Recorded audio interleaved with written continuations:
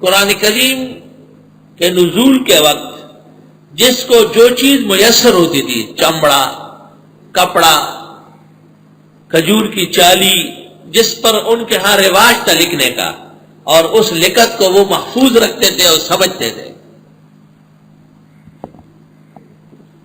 ابو بکر صدیق رضی اللہ تعالیٰ عنہ کے زمانے میں مسیلمہ کذاب اور مانعین زکوٰۃ کے ساتھ جب صحابہ کی جنگیں ہو گئی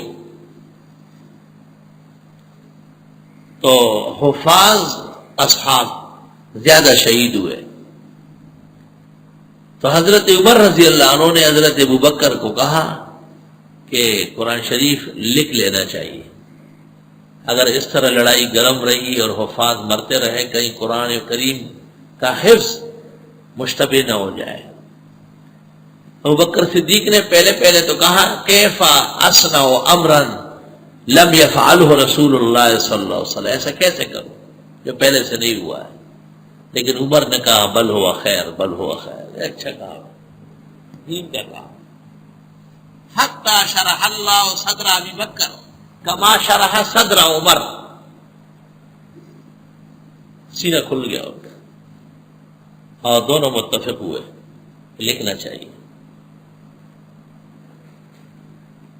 پہلے متفق نہیں تھے، پھر متفق ہو گئے، دلائل کو دیکھ کر کے آدمی بات مان جاتا ہے، یہی تو اہل حق کی نشانی ہے۔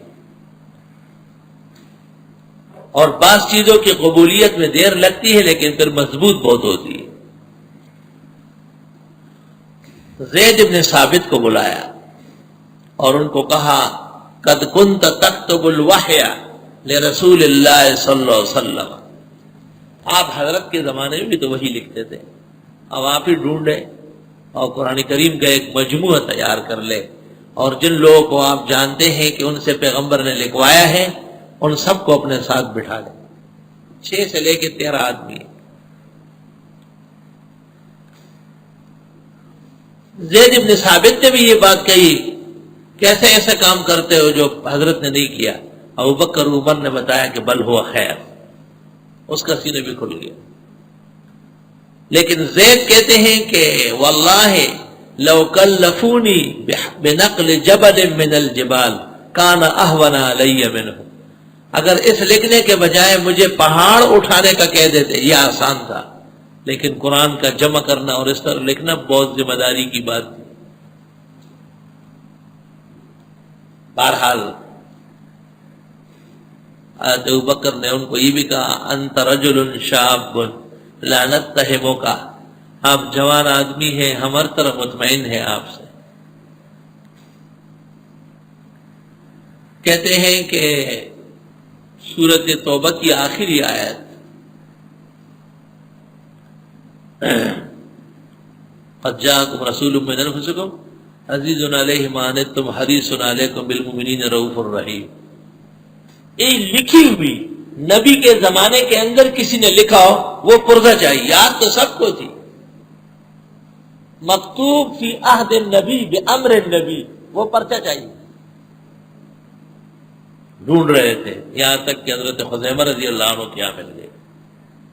اتنی احتیاط کی گئی ہے، سب کو ایک جیسے یاد ہے، لیکن لکھنا اس سے ہے کہ پیغمبر کے حکم پر، پیغمبر کے زمانے میں جس چالی پر، جس چمڑے پر، جس کپڑے پر، جس ٹیکری پر درد ہے وہ دکھا دے ذرا، وہ چاہیے، وہی لکھی ہوئی اس دور کی، وہ اس سے لکھنا ہے۔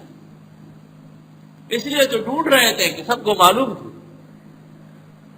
اسی طرح سورۃ احزاب کی آیت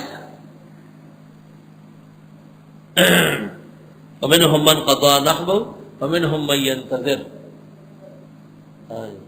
اس آیت کے بارے میں بھی کہتے ہیں کہ یہاں بھی ان کو کچھ لکھی ہوئی ملنے میں دیر لگی لیکن مل گئی، اور صحابہ نے بڑی خوشی محسوس کی اس پر۔ اس کی مثال ایسی ہے جیسے جناب رسول اللہ صلی اللہ علیہ وسلم نے خود فرمایا کہ لقد ذکرنی فلاں آیت کذا و آیت کذا، فلاں فلاں آیتیں فلاں نے مجھے یاد دلا دی۔ کیا مطلب؟ یعنی کافی دنوں سے نماز میں پڑھنے سے رہ گئی تھی، اب جب اس نے تلاوت کی تو خیال آیا کہ یہ پڑھنی ہے۔ جیسے حضرت صلی اللہ علیہ وسلم کو کسی کے پڑھنے سے یہ یاداشت رہی اور اطمینان ہوا کہ کافی دنوں سے یہ آیت نہیں پڑھی گئی، آج سے پھر پڑھنی ہے۔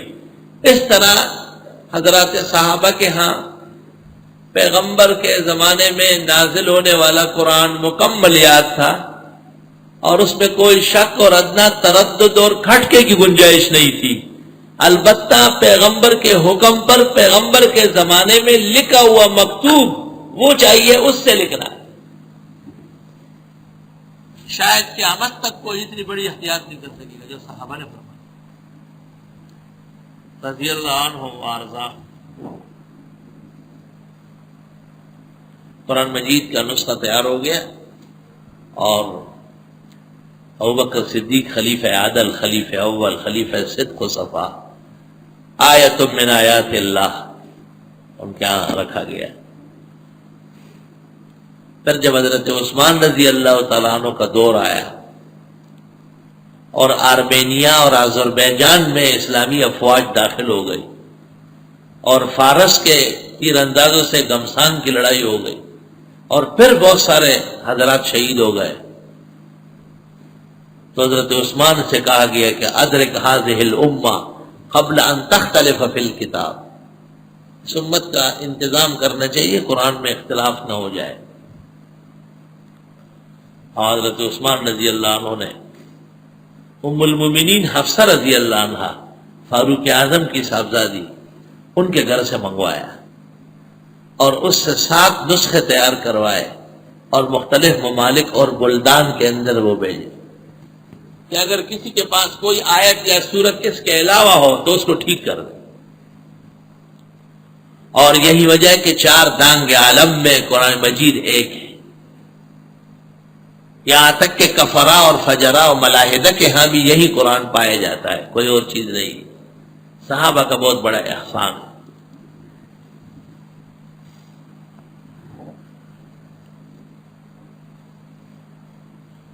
قرآن کریم قریش کی لغت میں نازل ہوا ہے، ہاشمی اور عدنانی، لیکن لغات کے اندر تھوڑا تھوڑا فرق ہوتا تھا،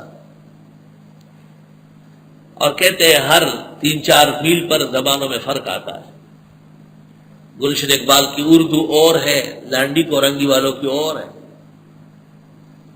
نیو کراچی والوں کی بالکل آپ سمجھیں کوئی اور بولی ہے۔ بعض اوقات تو ایک گاؤں میں اور ایک شہر میں کئی بولیاں بولی جاتی ہیں، وہ ایک ہی ہوتی ہے۔ اس طرح 7 قسم کے لہجے تھے، 7 قسم کے لہجے، اور بعض لہجے بعض لہجوں سے مختلف تھے۔